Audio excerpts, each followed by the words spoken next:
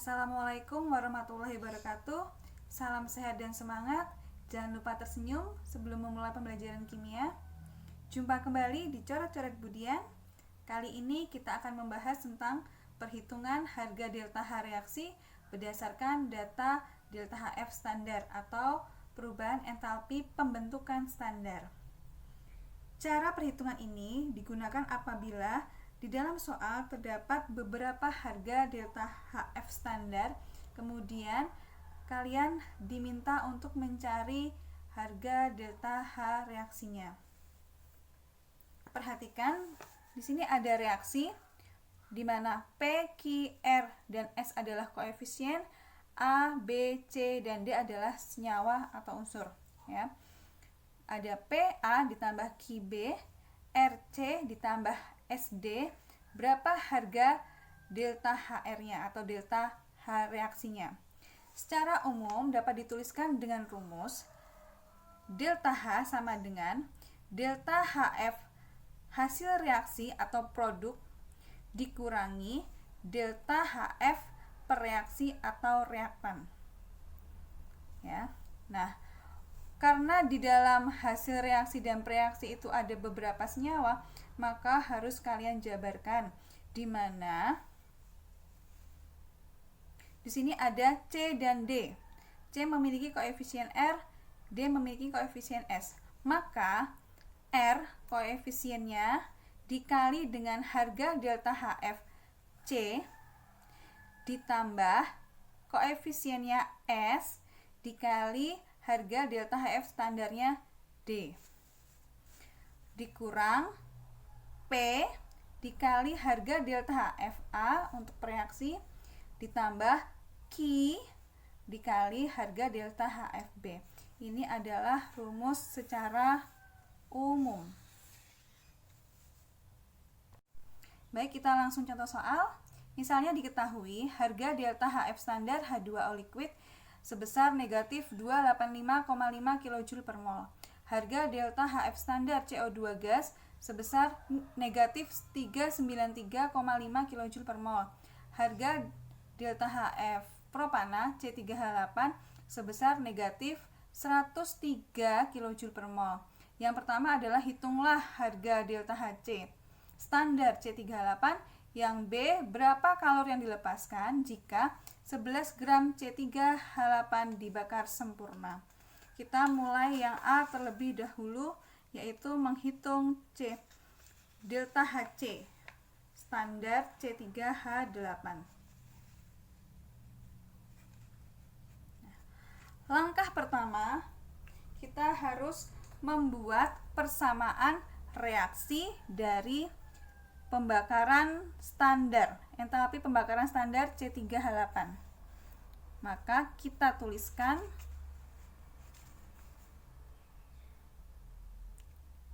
C3H8 gas ditambah, selalu pakai O2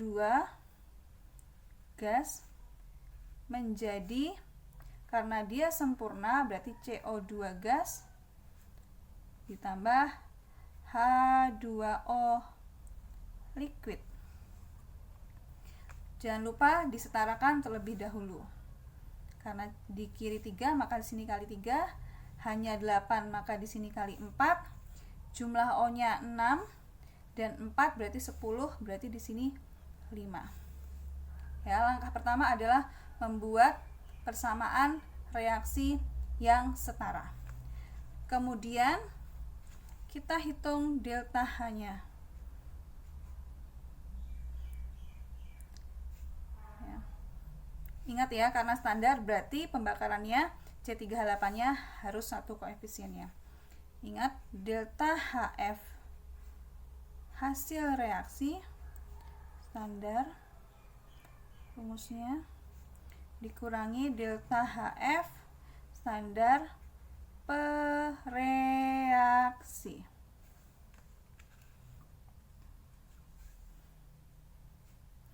Kita lihat di hasil reaksi ada CO2 dan H2O. Maka karena CO2-nya koefisiennya 3 berarti 3 kali harga delta HF standar CO2 ditambah 4 kali harga delta HF standar H2O dikurang reaksinya ada propana 1, delta HF standar C3H8 ditambah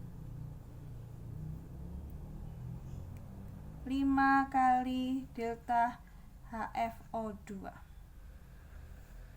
Ini ya. Kemudian kita masukkan angkanya satu persatu. 3 tadi CO2 sebesar negatif 393,5 kJ per mol ditambah 4 dikali negatif 285,5 kJ per mol dikurangi 1 dikali negatif 103 kJ per mol ditambah 5. Karena O2 itu unsur murni, maka dia tidak punya harga delta HF. Maka delta HF standar O2 itu adalah 0. Ya, jadi kalau unsur bebas itu 0. Ini ya, tadi soalnya. Langsung kita hitung. Ini berarti negatif 1180,5 kJ per mol dikurang 42 kJ per mol. Karena ini negatif ketemu negatif jadi positif.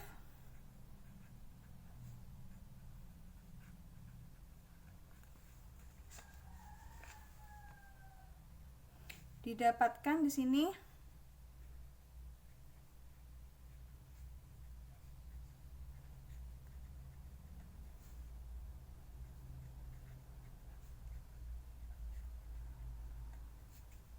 sebesar negatif 2219,5 kJ per mol.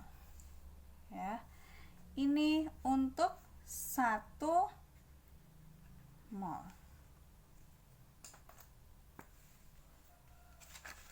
Ini hasilnya.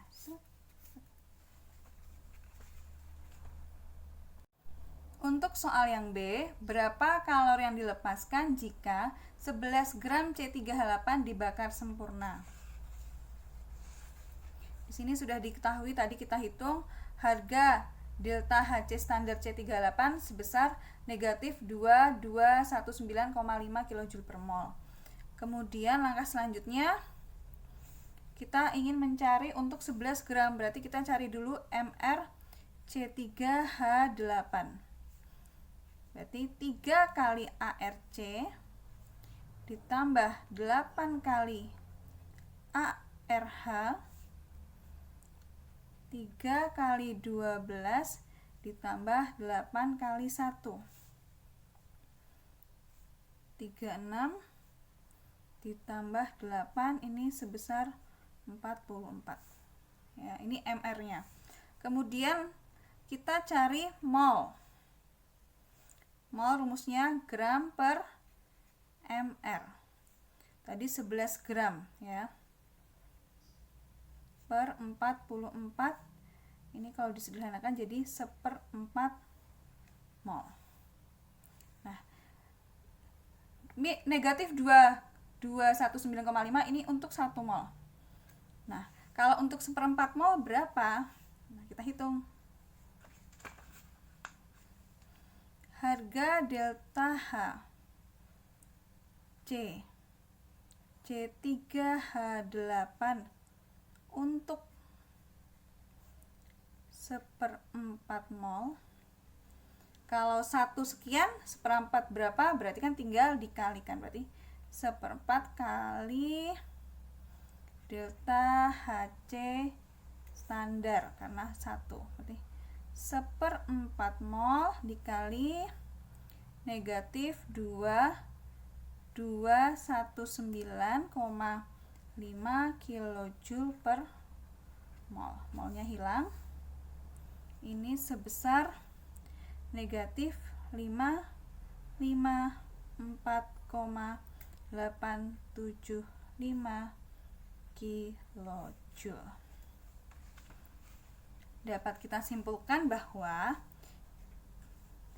jadi harga delta Hc yang dilepaskan untuk 11 gram C3H8 sebesar 554,875 kilojoule. Jadi apabila di dalam soal sudah ada kata-kata dilepaskan, ini untuk soal pilihan ganda ya, maka hasilnya tidak perlu ditambahkan negatif karena kata dilepaskan itu sudah mewakili tanda negatif ya. Tetapi jika dalam perhitungan wajib diberi tanda negatif. Mungkin sekian yang dapat Ibu jelaskan. Semoga lebih dapat dipahami dan bermanfaat. Sampai jumpa lagi di coret-coret budian berikutnya. Assalamualaikum warahmatullahi wabarakatuh.